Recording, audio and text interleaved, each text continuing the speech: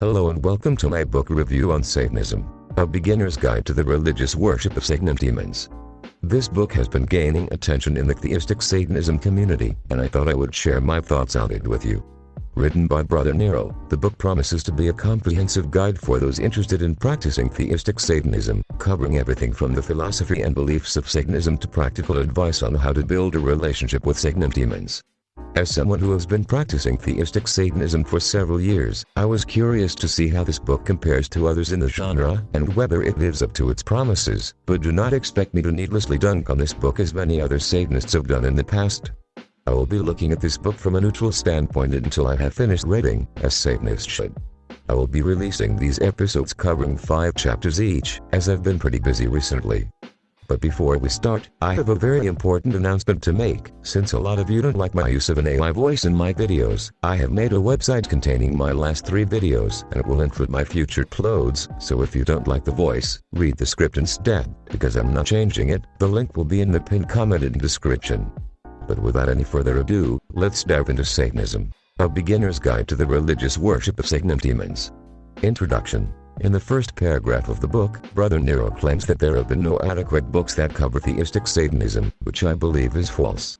While his personal practice may not be covered in other books, there are many other books that document different pantheons such as Galatia, Demonolatry, and other well-known forms of Theistic Satanism. Brother Nero also points out that most books and documentaries on Satanism rarely cover genuine Satanists, and I completely agree. Most media coverage falsely accuses people of being Satanists or focuses on the Satanic temple, which isn't actually a satanic group. He emphasizes that being a Satanist is one of the most difficult religions to practice, as we are often outcast simply for worshipping Satan. This is an issue I have covered in my other videos. Brother Nero's intention with the book is to promote Theistic Satanism as a serious religious path and to help beginners start their journey in Satanism. In the 5th and 6th paragraphs, he emphasizes that building an individual relationship with Satan and demons is the most important aspect of Theistic Satanism, and I couldn't agree more. Satan isn't a genie who grants wishes. You must be devoted and build a genuine relationship to truly benefit from Satanism. Any true Satanist will tell you the same thing. Chapter 1, Satan. In this chapter, Brother Nero explains how he views Satan and some of his philosophy. Brother Nero sees Satan in his Luciferian depiction. He views Satan as the biblical Lucifer, meaning that he believes that Satan and the demons gave humans our knowledge, such as science, medicine, self-awareness and free will. The reason Brother Nero worships Satan and his demons is to honor the gift of self-awareness that they gave us, which is a perfectly valid way of worshipping Satan. Brother Nero believes that we humans were created as slaves for the Judeo-Christian God, and that Satan freed us. He believes that the Judeo-Christian God gets his power from the constant and selfless worship of his followers, angels and other spiritual beings, and that without it he would cease to exist. He believes that the reason Satan left heaven was to escape this. After all, why would a being as divine as Satan want to be a slave? Furthermore, he believes that Satan gets his power from the worship of his followers, sexual activity, sacrificial offerings and their natural human emotions. In the next paragraph, he comments on how a lot of fellow occultists base a lot of what they write and produce on exclusively what they read, not personal experience nor practice. Which is something I can wholeheartedly agree with. Although I fail to see what this has to do with Satan, it seems like a tactic to make this book more credible, as immediately after saying that he puts himself in the contrast. And again in the next paragraph, it's just a ramble about how his views never change based on other people's opinions, still failing to see what this has to do with Satanism. He continues by talking about how occult organizations and expensive ritual equipment does not give you a better relationship with Satan or demons.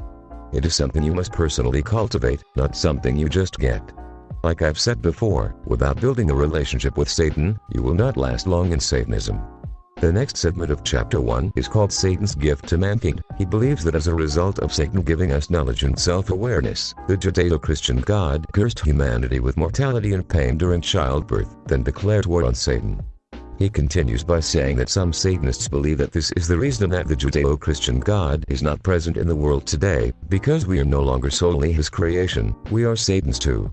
The next segment is called Satan's Motivation for Helping Mankind. Brother Nero believes that Satan's motivation for helping mankind is to aid him in his battle against God and the angels, unlike Christian denominations that believe that his intention is to destroy mankind.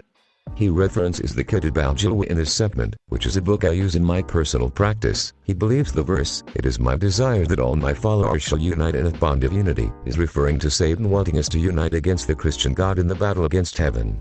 In this segment he also comments on the fact that Satanists don't really have a strict moral code. We have boundaries which can be changed over time and to fit our specific circumstances.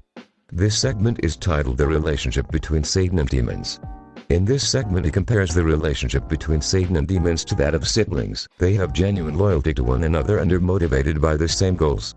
He also comments on how demons are held in high regard in Theistic Satanism, almost as gods in their own right, and are worshipped alongside Satan in many Satanists' personal practices. Chapter 2, Satan and Demons. In the first paragraph, Brother Nero comments on the fact that the majority of people act in disbelief when you tell them that you worship Satan. They either assume you're doing it for attention or as some kind of joke.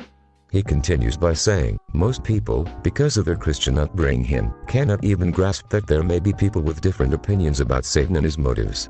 Which is absolutely true. In the next paragraph he talks about the Christian mindset a lot of people have. They won't look past their preconceived notions about Satanists and Satan. Even after they have left their religion, they still continue to belittle those who genuinely do believe in the existence of Satan. Which is unfair and completely unjustified, especially since most of the time the person has not done any research nor had any prior experience in Satanism. We are often labeled as ignorant, violent and backwards people, just because we openly worship Satan. He continues in the following 3 paragraphs by saying, the more technologically advanced we get, the more spiritually disconnected we are. We're losing sight of the ancient ways and our creation. Following by commenting on how Satan and his demons will most often ignore you if you are not open to their existence, and to an extent I agree with this. If you are absolutely certain that they do not exist, and you will not be convinced otherwise, why would they waste time convincing you? Although this does not apply for everyone, when I had my first experience I was Protestant and truly believed that Satan was evil. Afterwards, I hope you have completely changed. He continues by emphasizing the importance of spiritual awareness among Satanists. We must focus on the religious aspect of our practice and building a relationship with Satan, something this community desperately needs. Once you acknowledge Satan and his demons, they'll start revealing themselves to you, which is something any true Satanist will tell you. In the next paragraph he says that he believes Satan and his demons to be an objective reality of the universe, continuing by stating the fact that nearly every culture and religion has their equivalent of Satan and his demons, dating back to ancient times. He believes the sheer fact alone is enough to make the argument that Satan and his demons are a myth laughable. He continues by emphasizing that demons are spiritual entities that have emotions, superior intellect, and have been around since the dawn of time, as we know it at least. They have played a significant role in the evolution of mankind alongside Satan. The demons understand humans and what motivates us far greater than we do. It is not hard to conclude that they genuinely wish to see us grow as a species, not our destruction. Chapter 3, Satanic Unity and the Antichrist. In this chapter it is important to note that the term Antichrist is not referring to the Christian concept of the Antichrist. Brother Nero is using this term to describe the satanic leader, and although they have similar characteristics, their motivations are not the same, which he prefaced this chapter clarifying. Moving on to the second paragraph, he speaks on the concept of satanic unification, and how it is impossible without Satan's help and guidance. The satanic community is divided, and has been since its conception. We are individualistic and egotistical. It is our nature and a sign of a true Satanist. We all want to be on top, we all want control and power, which is why the satanic community cannot and will never be unified or organized aside from small groups. He emphasizes the distinct differences between pride and arrogance. Having pride and ego is a consequence of one's achievements. Arrogance is having pride with no substance or accomplishments. He continues by commenting on the sheer number of individuals in the satanic community who are completely arrogant, with no substance for their ego. Who give themselves unearned titles, with barely enough experience to actually qualify to be what they claim. Not everyone is entitled to be a leader, but nobody wants to be a follower. If you have no followers, you are not a leader. If there are no followers, we have no community. Which is what Brother Nero believes to be the problem with the concept of unification. He compares the satanic community to a pack of wolves, without an alpha male and female. Without a strong leader, we will turn against each other and slowly cause our own self-destruction. He points out that Satan is actually both male and female, represented by the Baphomet, active and passive aspects of Satan's nature. He continues by saying that this makes Satan the perfect alpha and leader, and that without Satan revealing himself, we will never be unified. Which is something I wholeheartedly agree with. We should focus on passing on our traditions to the next generation to preserve satanic culture and practice. We have no hope for unification. The best we can do is preserve the practice. At least until the satanic prophet arrives.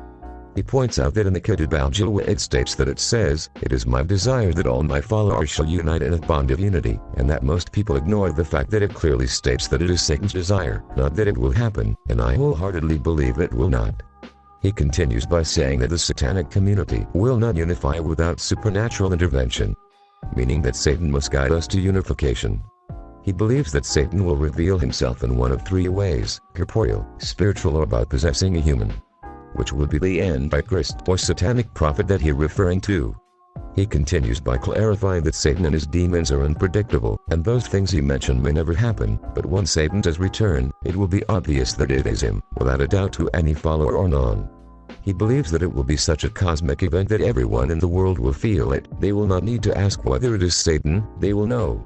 He believes that everyone in the satanic community will unite under Satan as our leader, and those who don't will be eliminated. Which is a bit extreme in my opinion, but I'm not one to judge. Chapter 4, Pacts with Satan and Demons. In this chapter, Brother Nero outlines the importance of pacts with Satan. Pacts with Satan or his demons are your word, and once you have signed, you must fulfill what you have written. He stresses that you should not do pacts in times of high emotion. You should fully think through a pact before promising anything, because you'll promise something you can't deliver, which is not a road you want to go down with Satan. He also talks about temporary pacts with Satan, which is something I have never heard of. This seems to be an old myth, as I cannot find any actual Satanists who've done something like that. All of the pacts I've seen are permanent, such as the dedication ritual. In the last 2 paragraphs, he talks about the myth that we write out the entire pact in blood, which is possible, but very time-consuming and a little excessive. A few drops of blood suffices. There's no need to write the whole thing in it. Chapter 5, The Afterlife. In this chapter, Brother Nero discusses his thoughts on the topic of a satanic afterlife.